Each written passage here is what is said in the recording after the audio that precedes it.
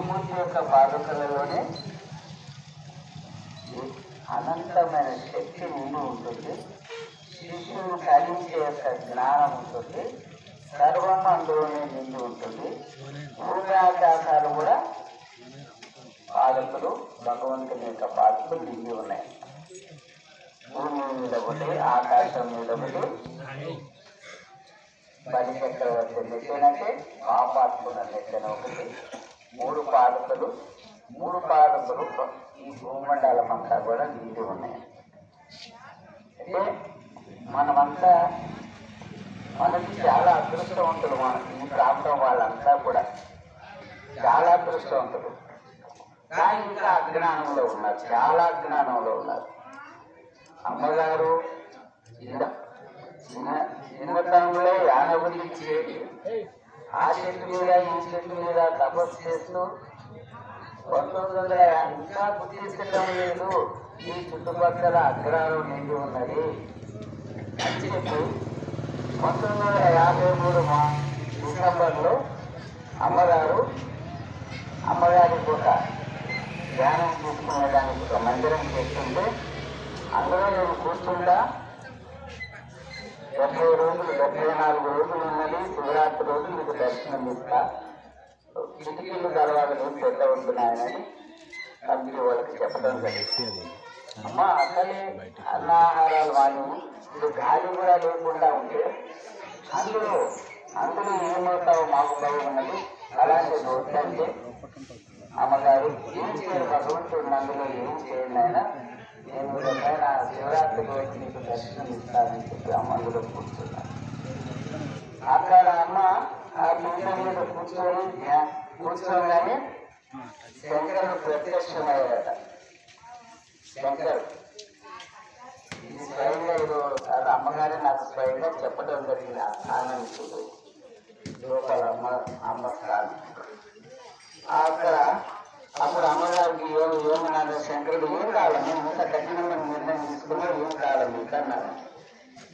అప్పుడు అమ్మగారు శంకరుడితో ఏమన్నారంట, శంకర నీ దగ్గర ఉన్నదేమి, నువ్వు నాకు ఇచ్చేది. శంకర నీ దగ్గర ఉన్నదేమి, నువ్వు నాకు ఇచ్చేదేమి. ఎట్లా మాట్లాడితే మేము దేవుళ్ళు ఎవరు ఉన్నాం కదా, ఏదో ఒక వరం ఇవ్వాలి కదా, మీరు తపస్సు చేస్తున్నందుకు అంటే ఏమి ఇచ్చేదక్కర్లేదు, నాకు వచ్చిపోయే భక్తుల్ని మధ్యలో చూసుకోవాలని అని చెప్పారట. ఏమైనా మరి అమ్మగారు అంత అనితరమైన శక్తి స్వరూపం కలిగి ఉంటే కూడా మీరు ఎవ్వరు గుర్తించటం లేదు. అమ్మగారు ఏం చేశారు, అప్పుడు అనుష్ఠానంలో కూర్చొని మరి శివరాత్రి రోజు గోడలు తానంతటే తాను పగలగొట్టుకొని బయటకు వచ్చి దర్శనం. అదంతా కూడా ఇప్పటి వరకు కూడా ఈ ప్రాంతం వాళ్ళంతా కూడా చూశారు. వాళ్ళ ద్వారా మీరందరూ కూడా ఇవే ఉంటారు, ఇవ్వకుండా ఎవరు ఉండరు. ఎవరైనా మీ తాతలైనా చూసుకుంటారు, మీ తాతలైనా మీకు చెప్పుకుంటారు. అప్పుడు గుట్ట అంతా ఇసుకేస్తే రావాలని జనం ఎక్కున్నారైనా అంత జనం ఎప్పుడు రాలేదు అని అమ్మగారు అన్నారు. మరి అది తెలిసి కూడా ఇక్కడ మీకు మీరు అజ్ఞానంలో ఉన్నారు. అజ్ఞానం లేరా? అజ్ఞానంలో ఉన్నారు. జ్ఞానంలో ఉంటే మీరు అందరూ కూడా, మీరంటే మీరు కాదు, ఇంకా ఉన్న వాళ్ళంతా కూడా, ఈ ప్రాంతంలో ఉన్న వాళ్ళంతా కూడా ఇంకా తెలుసుకునేటువంటి అజ్ఞానంలో ఉన్నారు. గోడలు పాల్గొట్టుకొని అమ్మ వచ్చినాడంటే కనీసం మన జిల్లా, మన గుల్బర్గా జిల్లా వాళ్ళు, మన కల్బూర్గి జిల్లా వాళ్ళైనా తెలుసుకోవాలా లేదా? ఎవరైనా గొడవలు పగలగొట్టుకొని ఆ విధంగా వచ్చి దర్శనం ఇచ్చిన వాళ్ళు ఎవరైనా ఉన్నారా? ఇంకా సరే ముట్టాది వదిలేదు, ఒక గుల్బర్గా జిల్లాలో ఉన్నారా ఆ విధంగా? మరి మీరు ఎందుకు తెలుసుకోలేకపోతున్నారు? మీరందరూ తప్పు కాదా? తెలుసుకోవాలి. తెలుసుకుంటేనే ఇక్కడైనా కూడా తెలుస్తుంది. మనం తెలుసుకోకపోతే మనమే నష్టపోతాం. అంటే రాత్రులు అర్థస్తులంతా మన వెంట ఏం రావు, మన వెంట వచ్చేదంతా ఏంటి? మన పాప పుణ్యాలు కదా. మన పాప పుణ్యాలు మాత్రం మనల్ని విడవంట. ఎవరు రారు మన వెంట, మనకి ఆ డబ్బు కూడా రాదు, కనీసం ఒక ఉత్తరం కూడా చేతికి ఉత్తరం అది కూడా తీసుకెళ్తాం కదా మనం చేసేటప్పుడు. మన వచ్చేది మాత్రం పాప పుణ్యాలు వచ్చి పాపాత్మలు అయితే పాప కర్మలు ఫలించడానికి దాని యొక్క ఫలితం పొందడానికి పోతారు. పుణ్యాత్ములు పుణ్యమైన గర్భాల్లో జన్మించి సుఖ సంతోషాలు అనుభవిస్తుంటారు. అంతా కూడా ఈ భూమి మీద స్వర్గమే కానీ నరకమే కానీ కైలాసమే కానీ మూడు ఈ భూమి మీద ఉన్నాయనైనా ఇక వేరే ఎక్కడో లేదు, వేరే ఎక్కడో ఉంటారేమో, ఇంత ఏదో లోకం ఉన్నది అనుకోవడం అదంతా కూడా ఉండేది ఇక్కడే. నరకం అనుభవిస్తున్నామంటే అనేకమైన రోగాలతోటి అనేక రకమైన బాధలతోటి ఈ విధంగా అనుభవిస్తారు. దుర్లించి వాళ్ళ శరీరాలు పోపించుకుంటారు. ఆయన ఇంతకన్నా పాపం నరకం కాదంటారు. చూడండి ఎంత సూక్ష్మంగా అమ్మ మనకు తెలియజేస్తుంటారు కదా. అక్కడ కూడా సుఖ సంపదలతో ఉండి సుఖ సంపదలతో భక్తితో ఉంటుంటే వాళ్ళు వైకుంఠంలో ఉన్నట్లయితే, ఎవరైతే భగవంతుని యొక్క జ్ఞానంలో ఉంటారో భగవంతుని యొక్క స్థితిలో ఉంటారో వాళ్ళు మాత్రము కైలాసములు ఉన్నది కాకుండా మూడు ఫలితాలు ఇక్కడే పొందాలా.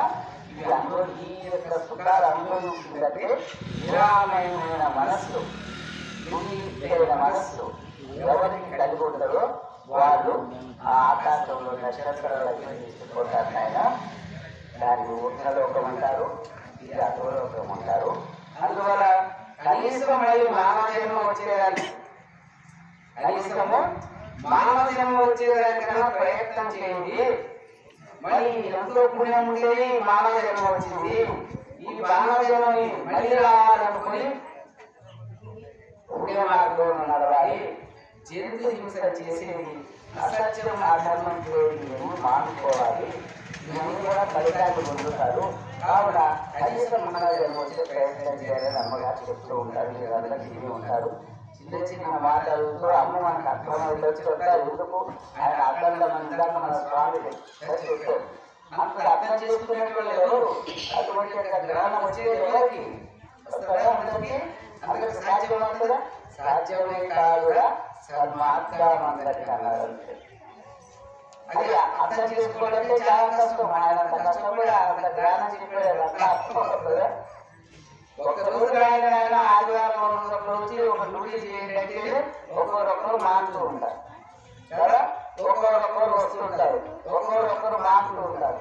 వచ్చి ఒక రోజు సేవ చేయాలంటే నెల ఒక రోజు చేయాలంటే కష్టపడతాం. సంసారం అంత తీయగా ఉంటుంది. సంసారం అనేది అంత తీయగా ఉంటుంది. మన 60 సార్లు చెప్తుంటది రావాలంటే అప్పుడు వస్తుంది. ఇప్పుడు మళ్ళీ అమాసలు కూడా పనిచేస్తున్నారు కాదు, అది మాయ అనేది రాకుండా చేస్తూ ఉండదు. ఆయన ముఖ్యంగా ఏమిటంటే నేను మళ్ళీ రాను ఇదే ప్రతి గ్రామానికి ఒక్కడే వచ్చిన. ఎందుకంటే ఇంకా భగవంతుడి యొక్క కార్యము వేరే ఉన్నది, అది జరగబోతుంది. కానీ జాగ్రత్త ఉంటారు. అమ్మ ఏమన్నారు, నేనైనా అనుష్ఠానంలో కూర్చుంటా, నేను అనుష్ఠానంలో కూర్చుంటే ఇంకా ఆయన సాధిస్తాడని నేను మంది మధ్య ఉండి మాట్లాడుకుంటా ఉంటే దానివల్ల నేను వచ్చిన కార్యాన్ని భూమి మీదకి సాధించలేదని అమ్మగారు లింగంలో కూర్చున్నారు. ఏదైనా ఇప్పుడు ఏమవుతుంది, అమ్మ ఏమన్నారు కూర్చున్నారు, అమ్మ అందులో కూర్చున్నారు. మీరు ఎట్లా ఇదంతా ఎట్లా ఆశ్రమం ఎట్లా భక్తులలో పెట్టంటే ఆయన నేను అందులో కూర్చున్నా కూడా గుడిలోనే ఉంటాను, ఈ బ్రహ్మాండం అంతా ఇంటి ఉంటాను, బ్రహ్మాండం అంతా ఇంటి ఉంటాను. ఆయన నా భక్తులు ఎవరైతే నన్ను ప్రార్థిస్తారో, ఎవరు నన్ను ధ్యానిస్తారో వాళ్ళకి నేను ప్రత్యక్షమవుతా, వాళ్ళకు మంచి చేస్తానైనా ఏం చింత చేయకు. అంతా రక్షిస్తారు భగవంతున్నప్పుడు, అంతా రక్షిస్తున్నారు. అది అమ్మగారి యొక్క అఖండమైన శక్తి. ఏదైనా మనం ఎందుకు నేను ఎన్నో 1000 కిలోమీటర్లు దూరం నుంచి వచ్చినా, అందులో గవర్నమెంట్ ఆఫీసర్లై ఉన్నా అవంతా వదిలేసుకొని ముందుకు వచ్చినంటే అన్నింటికన్నా అమ్మగారి యొక్క సేవని గొప్పగా ఉన్నది. వచ్చి మీరందరూ కూడా అన్ని ప్రచారం చేస్తూ 2093 నుంచి అన్ని గ్రామాలు ప్రచారం చేస్తూ అంతా అమ్మగారి యొక్క భక్తులయ్యారు. అప్పుడు ఒక భక్తులు కూడా లేకుండా మన జనాభాలో కూడా పుణ్యం కాబట్టి ఇక్కడ అమ్మగారి బాధకులని మన శ్రీశైలము మల్లయ్య వీళ్ళందరూ కూడా వచ్చి సేవ చేస్తుంది. అమ్మగారు మంత్రోపదేశం పొందారు.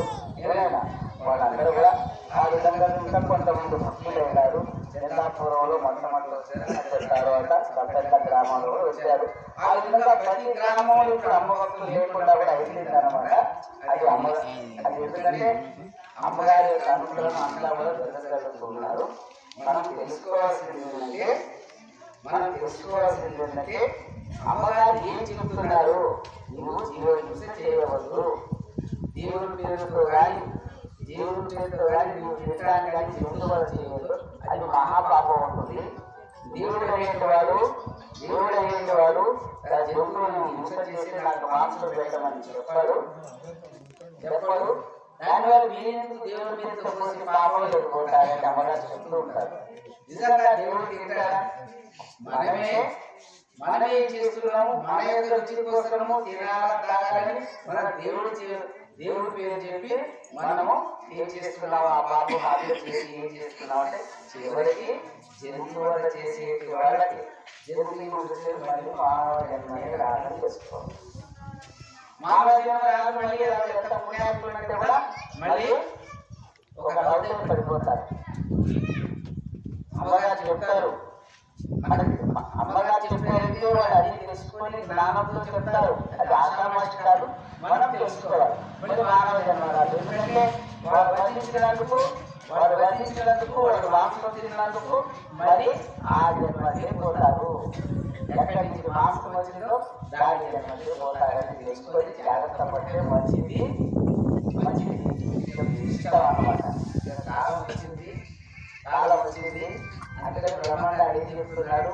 శీలవరుతుల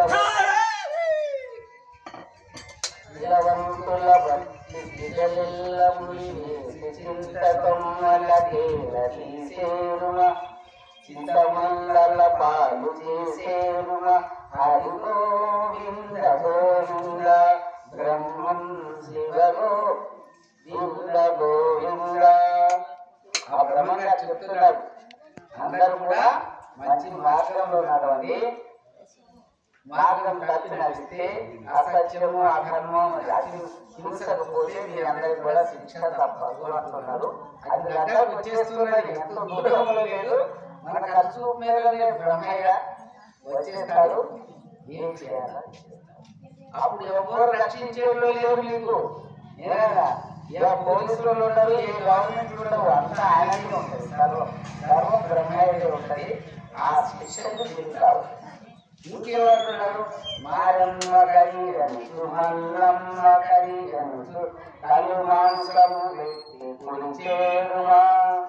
మారమ్మ కరీరనుసు మల్లమ్మ కరీరనుసు కలు మాంసము పెట్టి పులిచేరుమా. నలదేవతలెల్ల కొలిచేటి వారెల్ల దేవ పేరు పోయేనుమా. హరి గోవింద గోవింద బ్రహ్మం శివ గోవింద గోవింద. బ్రహ్మయ్య అంటున్నారు, మారమ్మ వైష్ణవని మీరంతా జీవహింస చేసి ఏం చేస్తున్నారు? కళ్ళు మాంసం పెట్టి బంధు బలరాన్ని చేస్తున్నారు. అటువంటి వంశాలు నాయక రాజ్యంలో నిర్వంశమైపోతాయి చెప్తున్నారు. తెలుసుకోండి.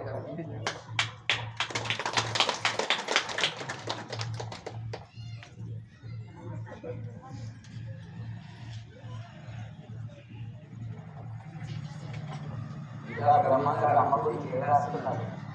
జన్మసేవ్యం ప్రతిప్రదం ప్రదోషతీర్థం ప్రయాగమాధవం రాస్తున్నాడు. జన్మసేవ్యం భక్తిప్రదం ప్రదోషతీర్థం ప్రయాగమాధవం యానవది. యానవది ఎటువంటిది? ఆ యానవది ఎక్కడ ఉందంటే కర్ణాటక రాజ్యం. చూడండి ఎంత చక్కనైన ఆకర్షించాడు మనకు బ్రహ్మయ్య. ఏమొచ్చాడు? జన్మను తరింపచేస్తుంది. యానవది జన్మను తరింపచేస్తుంది, భక్తి కలుగుతుంది, దోషాలను పోగొడుతుంది. అంతేకాదు ప్రయాగ మాధవం. ఇప్పుడు మనవాళ్ళంతా పోతున్నారు వేరే ఖర్చు పెట్టుకుని ప్రయాగ క్షేత్రం స్నానాలు చేస్తున్నా. మన మోడీ గారు, మన రాష్ట్రపతి గారు కూడా అందరూ కూడా వెళ్ళారు అనమాట. అని ఆ ప్రయాగం ఎటువంటిదో యానం ఉంది అటువంటి మరి బ్రహ్మంగారు చెప్పినట్టు జరుగుతుందని మనం అంతా అంటాము. మరి బ్రహ్మంగారు రాసిన ఎందుకు అర్థం చేసుకోలేదు? అమ్మకి దగ్గరలో ఉన్నాము అంటే మాస్టర్ నిద్ర తాగారు, అది బంధువులకి అక్కడ ఉండడం కూడా అని అనుకుంటారు. అదైతే ఏమవుతుంది? మాటలోనే వస్తావు, దేవతారూపం చెందుతావు. 10 మాసాలు వదిలిపెట్టి దైవ స్మరణలో ఉంటే అదే దేవతా స్వరూపం అవుతాం. ఆ దేవతా స్వరూపమై మళ్ళీ జన్మలో ఏమవుతుంది? యోగి స్వరూపం. మరి యోగిగా భగవంతుని సాధన చేసి ఏమవుతుంది? ఆకాశంలో నక్షత్రమై నిలుస్తారు. ఆ మాత్రం కాదు. లేకపోతే మధుమాంసాలు తింటూ అసత్యం అధర్మంలో మళ్ళీ ఏమవుతుంది? ఈ జన్మ జంతు జన్మకి పోయి వదిలిపోవాలి. ఆ జంతు జన్మ చేత రకరకాలైన జీవులు, పురుగులు అవి జన్మ ఎత్తుకొని ఆఖరాకి రాయి పడిపోతున్నారు. అందులో ఏదో పుణ్యం ఉంటే ఆ రాయి భూమిలో ఒక శిల్పమై పూజింపబడుతుందట. లేకపోతే అంటే కొండలు రాళ్ళు అవన్నీ కూడా ఒకప్పుడు మనుషులే ఆయన ఆ ముందే ఆకులన్నీ కూడా కట్టి వాడి రాయి స్వభావాన్ని ఆ రాయిగానే పడిపోతాయి. దయా స్వభావం ఉన్నాయి ఏమవుతాయి? మళ్ళీ దేవతలై జన్మిస్తారు ఆయన అని అమ్మ చెప్తున్నారు. మన కొరకే అమ్మ జన్మించారు. అమ్మకి ఏం అవసరం లేదు భూమి మీద. మనమందరం కూడా ఆనందం చేరుకొని ఏం చేయాలి? సంగీతపడాలి. నేను తప్పబడేది అదే. ఇప్పుడు అందరికీ మనం చెప్తున్నాను, మళ్ళీ నేను రా, మీ ఊళ్ళకి నేనే రావాలని చెప్పే వస్తున్నా. ఈ చందాపురం కూడా ఈరోజు వస్తాము లేదు అన్నట్టయితే అక్కడ దత్తాపురం పోయేది ఉంది, అక్కడ వాయిదా ఉంది, ఇక్కడికి వచ్చినారు. ఒకసారి ఇక్కడ రాలేకపోయినాను. మళ్ళీ చెప్తున్నా, ఏదో చెప్తున్నాడు శివస్వామి అనుకోకండి. ఇది మీ అందరికీ ఉపయోగపడే మాట. ఇది మీకు మేలు చేసే మాటలను తెలుసుకోవాలా అమ్మగారి యొక్క మాటలు. ఇంకేమంటున్నాడు అమ్మగారి గురించి? పూర్ణవాహినైన పుణ్యనది తీరాన ఉండి, పూర్ణవాహినైన పుణ్యనది తీరాన ఉండి దాహము కొని వచ్చి ఉదకముకై మురికి బావిలో నీరు తాగినట్లుగా ఉన్నది మీ పని అంటున్నారు. మీరు ఎక్కడున్నారు? మనమంతా ఎక్కడున్నాం? పూర్ణవాహిని పుణ్యనది అమ్మ. గంగా నది, యమునా నది స్థానానికి ఎట్టపోయినారో అటువంటి యొక్క నదుల కన్నా పవిత్రమైన స్థానంలో మనం ఉన్నాము. పూర్ణవాహిని పుణ్యనది తీరాన ఉండి దాహం వస్తే ఏం చేస్తాం? మంచినీళ్ళు దాకా మీరు ఏం చేస్తున్నారు? తాగుతున్నారు. మీ యొక్క ప్రారంభమైన విద్యార్థులు మీరు చదివితే తెలుసు. నేను చదివించాను, నేను చెప్తున్నాను. అవురా, ఏమి ఈ యొక్క జనుల ప్రారంభము అనగా ఈ జనులకు ఎంత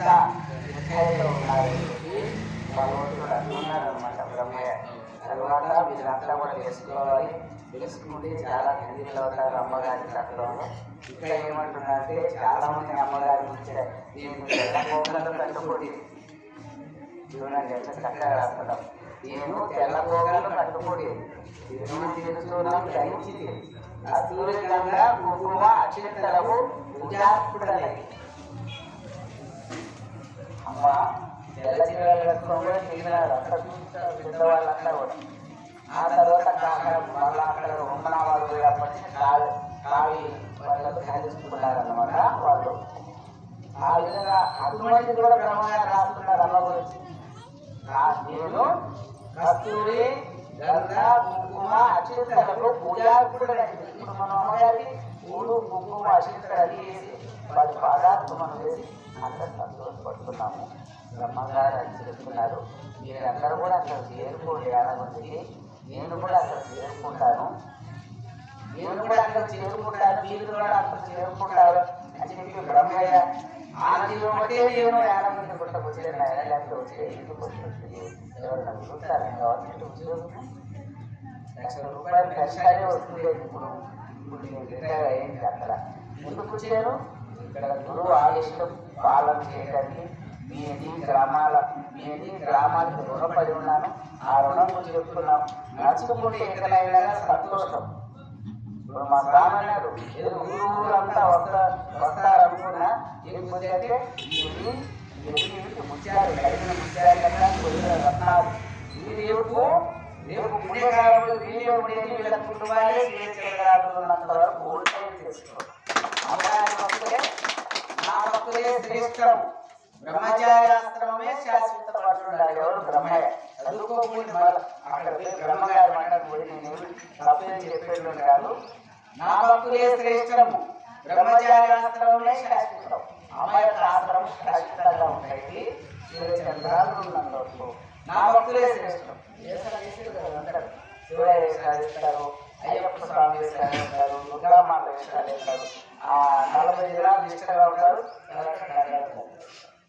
దానివల్ల ప్రయోజనం రోజు మంచిగా స్నానం మంచి నీళ్ళతో స్నానం చేసుకొని మొదలైన స్నానం చేసుకున్న తర్వాత మేళ పోతుందా అది ఎప్పటికీ అదే నిష్టలో ఉండాలి అమ్మ భక్తులు అదే విధంగా అందరూ ఉండాలి అందుకని నా అమ్మ భక్తులే శ్రేష్టము అని ఎవరు వస్తారు వినాయకుడు శివుడు మెచ్చేయను శ్రీశైలంలో శివుడు తపస్సు చేస్తున్నాడు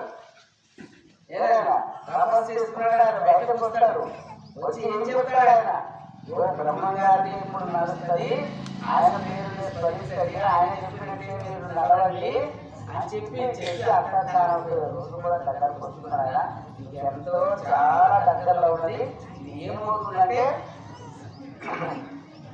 పంచభూతములతో సాక్ష్యము కలిసి పంచభూతాలు తొట్టు తిట్టు లేక జగమంతా ఏమేమి అమ్మగారు ఎవరు ఏమన్నారు తింటారు కొట్టరు ఏమి అన్నారు కానీ జగమంతా తానే అవుతాడు అలాంటి రోజు రాబోతుంది కానీ ఏమవుతుందంటే ఎవరితో చేస్తారంటే పంచభూతములతో సాక్ష్యం కలిసి ఎక్కడ భూములాలు వదిలిపోతాయి అకాలమైన వర్షాలు చేస్తాయి అన్ని విధాలుగా గాలితోటి ఈ పంచభూతాలు ఉన్నాయి కదా నీరుతోటి గాలితోటి పంచభూతాలు ఉన్నాయి కదా దీనంతా కూడా తిప్పేసి ఏం చేస్తాడంటే భగవంతుడు పాపాత్ములను అంత తిప్పేస్తాడు పుణ్యాత్ములను నింపుతాడు ఉండేది ఎవరైనా అమ్మాయి చాలా భాగం ఉంటుంది ఆయన ప్రపంచంలో కారణ పోతుంది అది ఒకటి ఎంతో టైం లేదు దానికి వచ్చేసింది ఇక మహా అయితే 2-3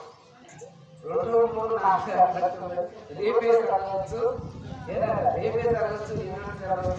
ఆ విధంగా ఎక్కడికక్కడ భూకంపాలు చేస్తాయి యుద్ధం వచ్చేస్తుంది అక్కడ ఎవరు వాడు బాంబులు వేస్తుంది ఎంత టైంలో పోతుంది భారతదేశంలో 15 రోజులు జరిగింది ఇప్పుడు జరగబోయే యుద్ధాలు అంటే ఒకటే నిమిషం కళ్ళు మూసి కళ్ళు చేసే లోపల ప్రపంచం అయిపోతుంది పుణ్యాత్మలు ఎదుగుతారు అమ్మ భక్తులు భగవంతుని యొక్క భక్తులు ఎవరైతే ఉన్నారో భగవంతుని నమ్ముకొని ఎవరు సన్మార్గం నడుస్తున్నారు కులము మతం అనేది లేకుండా ఆయన వాళ్ళందరినీ రక్షించి మంచి కాపాడతారు నెలకు 3 వార్తలు వస్తే అందరూ కూడా ఆరోగ్యం ఉంటుంది ఇంటి వాళ్ళు ఆ విధంగా జరగబోతుంది అటువంటి యొక్క ధర్మకాలంలో మీరు ఉండాలి అని అనుకుంటే మీరందరూ కూడా ఈ రోజు నుంచి మొదలు ఆ మధుమాంసాలు వదిలిపెట్టేసి 50 గుట్టకి చేరుకోవాలి 50 గుట్టకి వస్తూ ఉంటే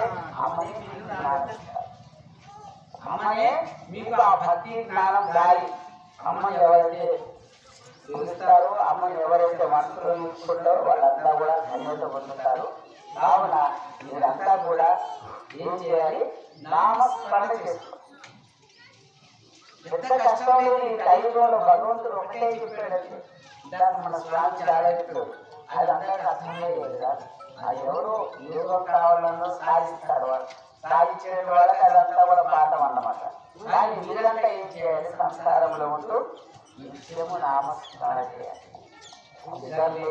నిద్ర మొదలుకొని వరుణే వరకు మరి భగవన్నామస్మరణ చేసుకుంటే ఇంటి పనులు కానీ పొలం పనులు కానీ ఏ పనులు కూడా చేసుకుంటా ఓం నమ శివాయ ఓం నమ శివాయ ఓం నమ శివాయ ఓం నమ శివాయ అనే యొక్క శబ్దాన్ని అనుకుంటూ ఆ యొక్క భగవంతుడికి గొప్ప పాత్రం కావాలని అనేక గొర్రెలు మేకలు కోసి వాటి ఆత్మనాదాలు మీ ఇళ్ళ నుంచి వినిపించలే రాదన్నమాట వినిపిస్తే అది పాపాలు ఓటం చేసుకొని తాగేటోళ్ళు ఉండరు చెప్పేటోళ్ళు ఉండరు ఎవరు భగవన్నామ స్మరణ చేస్తారో వాళ్ళంతా కూడా యానగుడికి చేరుకుంటారు ఆ భగవంతుని అమ్మాయి ఏమన్నారు యుద్ధం వస్తుంది యుద్ధం వచ్చిన తర్వాత భగవంతుడు బయటకు వస్తాడు ప్రధానుడు బయటకు వస్తాడు అప్పుడు అందరినీ కూడా భక్తులను రక్షిస్తాడు యుద్ధం వచ్చేది తీసుకున్నాడని ఎవరు ఆపలేరు అన్నారు అటువంటి సమయం రాబోతుంది కాబట్టి నేనంతా కూడా ఇదంతా కూడా భగవన్ జపం చేసుకుంటూ భగవంతుడి యొక్క సమయం దొరికిన 10 నిమిషాలు 20 నిమిషాలు అమ్మ మీద మనసు పెట్టుకొని అమ్మ పాదాల ఎందు నేను మనసు పెట్టుకొని కాసేపు 10 నిమిషాలు 15 నిమిషాలు ఒక అర్ధ గంట ఒక గంట ధ్యానం చేసుకుంటూ ఇక మిగతా సమయంలో జపం చేసుకుంటూ ధర్మంగా మీరంతా ఆనందంగా సంతోషంగా గడపాలని నేను మనసు చేస్తూ మీతో విరమిస్తున్నాను అన్నమాట. ఓం సద్గురు